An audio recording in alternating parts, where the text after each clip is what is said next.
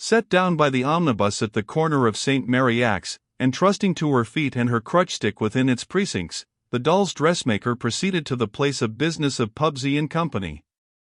All there was sunny and quiet externally, and shady and quiet internally. Hiding herself in the entry outside the glass door, she could see from that post of observation the old man in his spectacles sitting writing at his desk.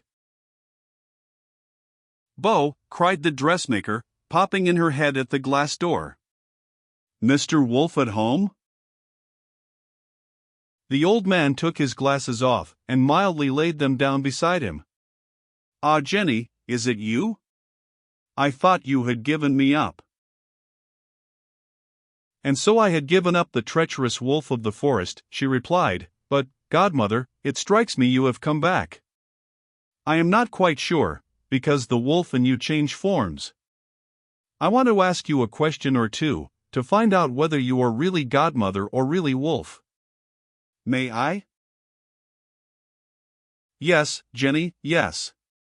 But Raya glanced towards the door, as if he thought his principal might appear there, unseasonably.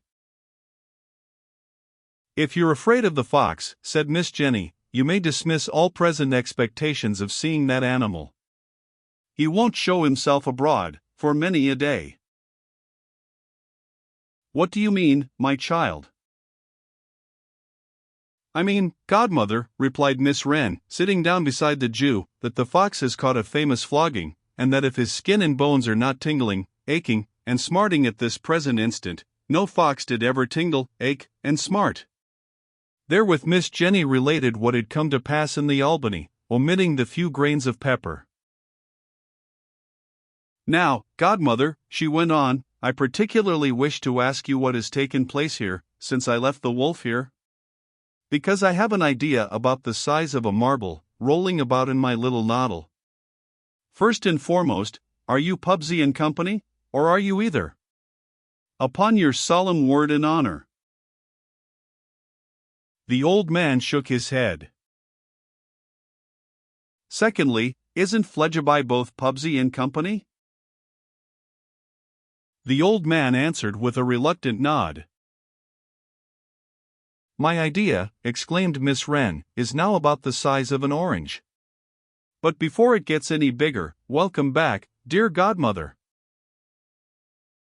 The little creature folded her arms about the old man's neck with great earnestness, and kissed him. "I humbly beg your forgiveness, godmother. I am truly sorry. I ought to have had more faith in you. But what could I suppose when you said nothing for yourself, you know? I don't mean to offer that as a justification, but what could I suppose, when you were a silent party to all he said? It did look bad, now didn't it?" "It looked so bad, Jenny," responded the old man, with gravity, "that I will straightway tell you what an impression it wrought upon me. I was hateful in mine own eyes. I was hateful to myself, in being so hateful to the debtor and to you. But more than that, and worse than that, and to pass out far and broad beyond myself, I reflected that evening, sitting alone in my garden on the housetop, that I was doing dishonor to my ancient faith and race. I clearly reflected for the first time, that in bending my neck to the yoke I was willing to wear, I bent the unwilling necks of the whole Jewish people. For it is not, in Christian countries, with the Jews as with other peoples. Men say, this is a bad Greek, but there are good Greeks. This is a bad Turk, but there are good Turks. Not so with the Jews.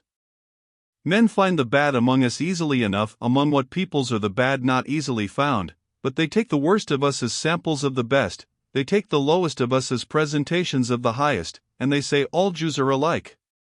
If, doing what I was content to do here, because I was grateful for the past and have small need of money now, I had been a Christian, I could have done it, compromising no one but my individual self. But doing it as a Jew, I could not choose but compromise the Jews of all conditions in all countries. It is a little hard upon us, but it is the truth. I would that all our people remembered it. Though I have little right to say so, seeing that it came home so late to me." The doll's dressmaker sat holding the old man by the hand, and looking thoughtfully in his face. Thus I reflected, I say, sitting that evening in my garden on the housetop. And passing the painful scene of that day in review before me many times, I always saw that the poor gentleman believed the story readily, because I was one of the Jews, that you believed the story readily, my child, because I was one of the Jews, that the story itself first came into the invention of the originator thereof, because I was one of the Jews. This was the result of my having had you three before me, face to face, and seeing the thing visibly presented as upon a theatre. Wherefore I perceived that the obligation was upon me to leave this service. But Jenny, my dear, said Raya, breaking off, I promised that you should pursue your questions, and I obstruct them. On the contrary, godmother, my idea is as large now as a pumpkin, and you know what a pumpkin is, don't you? So you gave notice that you were going? Does that come next? Asked Miss Jenny with a look of close attention. I indeed had a letter to my master. Yes. To that effect. And what said tingling, tossing, aching, screaming, scratching smarter? Asked Miss Wren with an unspeakable enjoyment in the utterance of those honorable titles and in the recollection of the pepper. He held me to certain months of servitude, which were his lawful term of notice. They expire tomorrow. Upon their expiration, not before, I had meant to set myself right with my Cinderella. My idea is getting so immense now, cried Miss Wren, clasping her temples, that my head won't hold it. Listen, godmother, I am going to expound. Little Eyes, that screaming, scratching smarter, owes you a heavy grudge for going. Little Eyes casts about how best to pay you off. Little Eyes thinks of Lizzie. Little Eyes says to himself, I'll find out where he has placed that girl, and I'll betray his secret because it's dear to him. Perhaps Little Eyes thinks, I'll make love to her myself too, but that I can't swear all the rest I can. So, Little Eyes comes to me, and I go to Little Eyes. That's the way of it.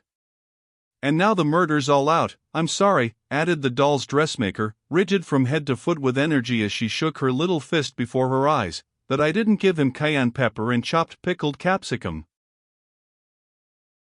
This expression of regret being but partially intelligible to Mr. Raya, the old man reverted to the injuries Fledgeby had received, and hinted at the necessity of his at once going to tend that beaten cur.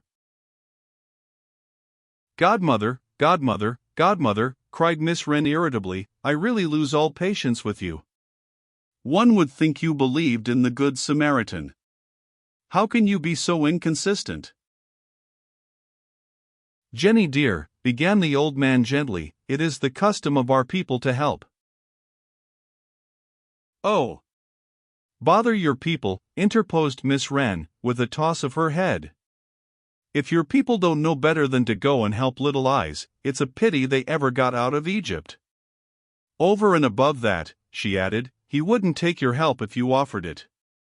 Too much ashamed.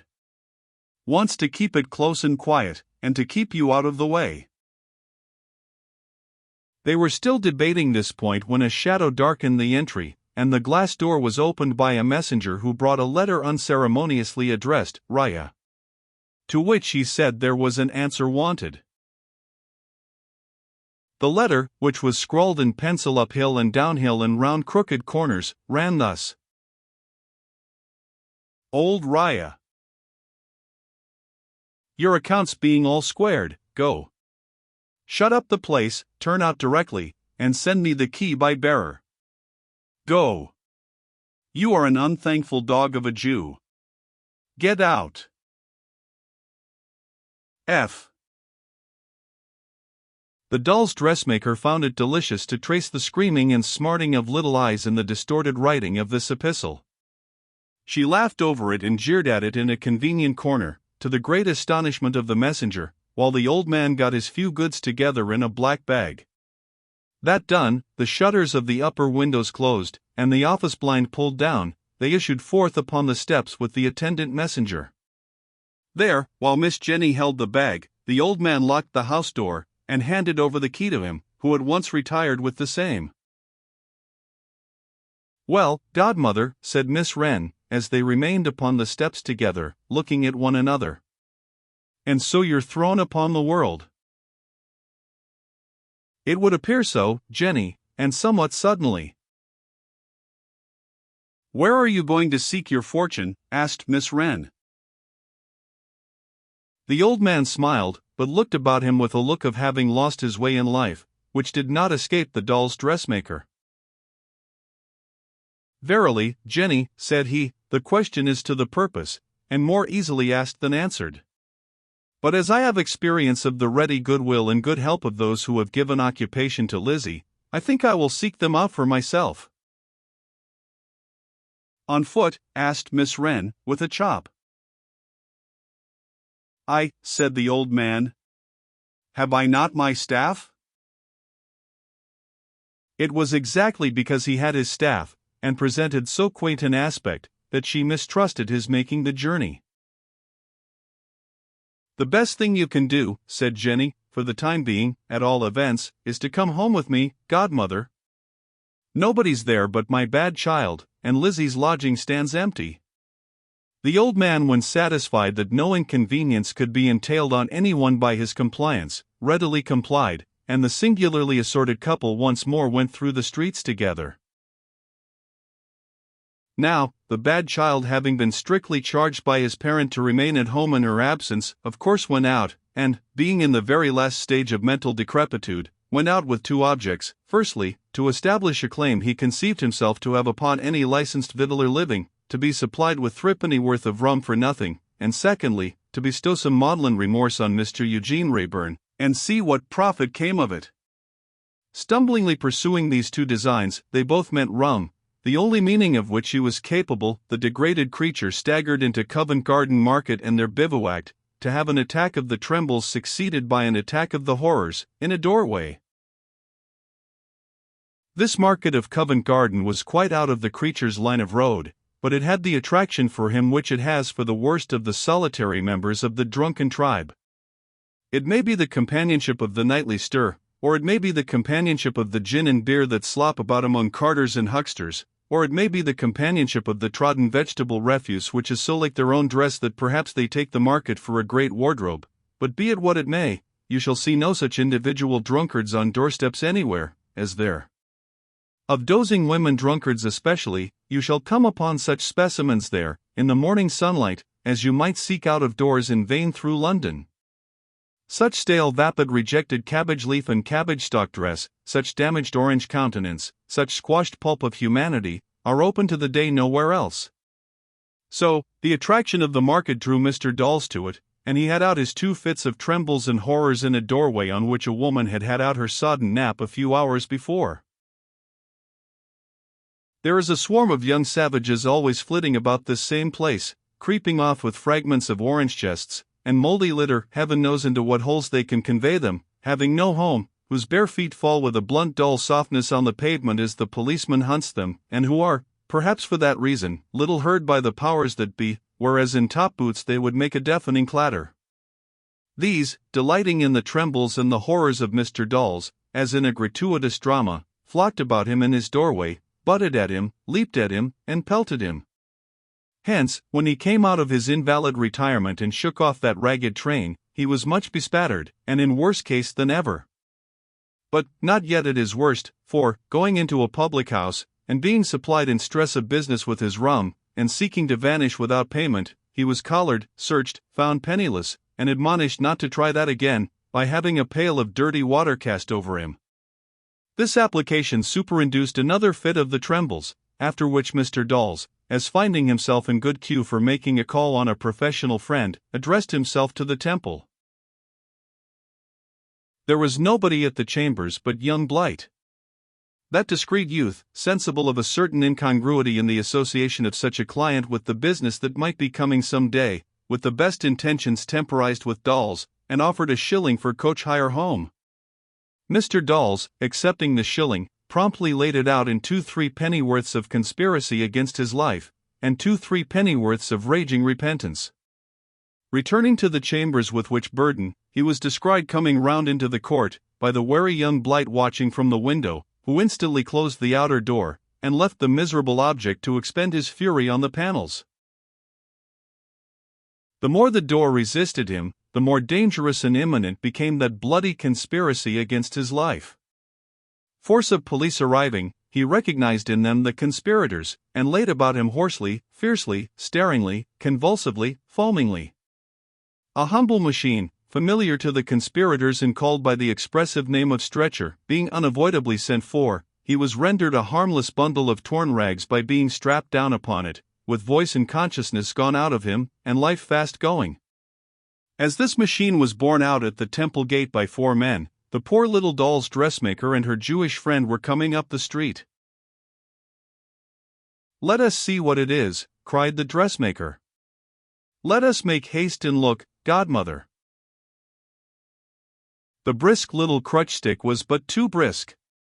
"Oh, gentlemen, gentlemen, he belongs to me." "Belongs to you," said the head of the party, stopping it. "Oh yes, dear gentleman, he's my child, out without leave. My poor bad boy. And he don't know me, he don't know me. Oh, what shall I do," cried the little creature, wildly beating her hands together, "when my own child don't know me?" The head of the party looked, as well he might, to the old man for explanation. He whispered, as the doll's dressmaker bent over the exhausted form and vainly tried to extract some sign of recognition from it, "It's her drunken father." As the load was put down in the street, Raya drew the head of the party aside, and whispered that he thought the man was dying. "No, surely not," returned the other. But he became less confident, on looking, and directed the bearers to bring him to the nearest doctor's shop. Thither he was brought, the window becoming from within a wall of faces, deformed into all kinds of shapes through the agency of globular red bottles, green bottles, blue bottles, and other colored bottles. A ghastly light shining upon him that he didn't need, the beast so furious but a few minutes gone, was quiet enough now, with a strange mysterious writing on his face, reflected from one of the great bottles, as if death had marked him, "Mine." The medical testimony was more precise and more to the purpose than it sometimes is in a court of justice. "You had better send for something to cover it. All's over." Therefore, the police sent for something to cover it, and it was covered and borne through the streets, the people falling away. After it went the doll's dressmaker, hiding her face in the Jewish skirts, and clinging to them with one hand, while with the other she plied her stick. It was carried home, and, by reason that the staircase was very narrow, it was put down in the parlor, the little working bench being set aside to make room for it, and there, in the midst of the dolls with no speculation in their eyes, lay Mr. Dolls with no speculation in his. Many flaunting dolls had to be gaily dressed, before the money was in the dressmaker's pocket to get mourning for Mr. Dolls. As the old man, Raya, sat by, helping her in such small ways as he could, he found it difficult to make out whether she really did realize that the deceased had been her father. "If my poor boy," she would say, "had been brought up better, he might have done better. Not that I reproach myself. I hope I have no cause for that. None indeed, Jenny, I am very certain." "Thank you, godmother. It cheers me to hear you say so. But you see it is so hard to bring up a child well, when you work, all day. When he was out of employment, I couldn't always keep him near me. He got fractious and nervous, and I was obliged to let him go into the streets. And he never did well in the streets, he never did well out of sight. How often it happens with children." Too often, even in this sad sense, thought the old man. "How can I say what I might have turned out myself, but for my back having been so bad and my legs so queer? When I was young, the dressmaker would go on. I had nothing to do but work, and so I worked. I couldn't play. But my poor unfortunate child could play, and it turned out the worse for him. And not for him alone, Jenny." "Well, I don't know, godmother. He suffered heavily, did my unfortunate boy. He was very, very ill sometimes. And I called him a quantity of names, shaking her head over her work and dropping tears. I don't know that his going wrong was much the worse for me. If it ever was, let us forget it. You are a good girl, you are a patient girl. As for patience, she would reply with a shrug, not much of that, godmother. If I had been patient, I should never have called him names. But I hope I did it for his good. And besides, I felt my responsibility as a mother, so much. I tried reasoning, and reasoning failed. I tried coaxing, and coaxing failed. I tried scolding, and scolding failed. But I was bound to try everything, you know, with such a charge upon my hands. Where would have been my duty to my poor lost boy, if I had not tried everything? With such talk, mostly in a cheerful tone on the part of the industrious little creature, the day work and the night work were beguiled until enough of smart dolls had gone forth to bring into the kitchen, where the working bench now stood, the somber stuff that the occasion required, and to bring into the house the other somber preparations. And now, said Miss Jenny, having knocked off my rosy-cheeked young friends, I'll knock off my white-cheeked self. This referred to her making her own dress, which at last was done. The disadvantage of making for yourself, said Miss Jenny, as she stood upon a chair to look at the result in the glass, is that you can't charge anybody else for the job, and the advantage is that you haven't to go out to try on. Humph! Very fair indeed.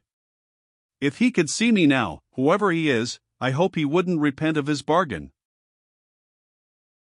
The simple arrangements were of her own making, and were stated to Raya thus.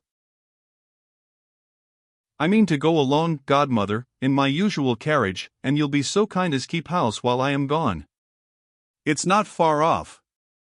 And when I return, we'll have a cup of tea, and a chat over future arrangements. It's a very plain last house that I have been able to give my poor unfortunate boy, but he'll accept the will for the deed if he knows anything about it, and if he doesn't know anything about it, with a sob, and wiping her eyes, why, it won't matter to him. I see the service in the prayer book says, that we brought nothing into this world and it is certain we can take nothing out. It comforts me for not being able to hire a lot of stupid undertakers' things for my poor child, and seeming as if I was trying to smuggle M out of this world with him, when of course I must break down in the attempt, and bring M all back again. As it is, there'll be nothing to bring back but me, and that's quite consistent, for I shan't be brought back, someday. After that previous carrying of him in the streets, the wretched old fellow seemed to be twice buried. He was taken on the shoulders of half a dozen blossom-faced men, who shuffled with him to the churchyard, and who were preceded by another blossom-faced man, affecting a stately stalk, as if he were a policeman of the D.th Division, and ceremoniously pretending not to know his intimate acquaintances, as he led the pageant. Yet, the spectacle of only one little mourner hobbling after, caused many people to turn their heads with a look of interest. At last the troublesome deceased was got into the ground, to be buried no more, and the stately stalker stalked back before the solitary dressmaker, as if she were bound in honor to have no notion of the way home. Those furies, the conventionalities, being thus appeased, he left her. I must have a very short cry, godmother, before I cheer up for good, said the little creature, coming in. Because after all a child is a child, you know. It was a longer cry than might have been expected. Howbeit, it wore itself out in a shadowy corner, and then the dressmaker came forth, and washed her face, and made the tea. You wouldn't mind my cutting out something while we are at tea, would you? She asked her Jewish friend, with a coaxing air. Cinderella, dear child, the old man expostulated, will you never rest? Oh. It's not work, cutting out a pattern isn't, said Miss Jenny, with her busy little scissors already snipping at some paper. The truth is, godmother, I want to fix it while I have it correct in my mind. Have you seen it today then? Asked Raya. Yes, godmother. Saw it just now. It's a surplice, that's what it is. Thing our clergymen wear, you know, explained Miss Jenny, in consideration of his professing another faith. And what have you to do with that, Jenny? Why, godmother, replied the dressmaker, you must know that we professors who live upon our taste and invention are obliged to keep our eyes always open. And you know already that I have many extra expenses to meet just now.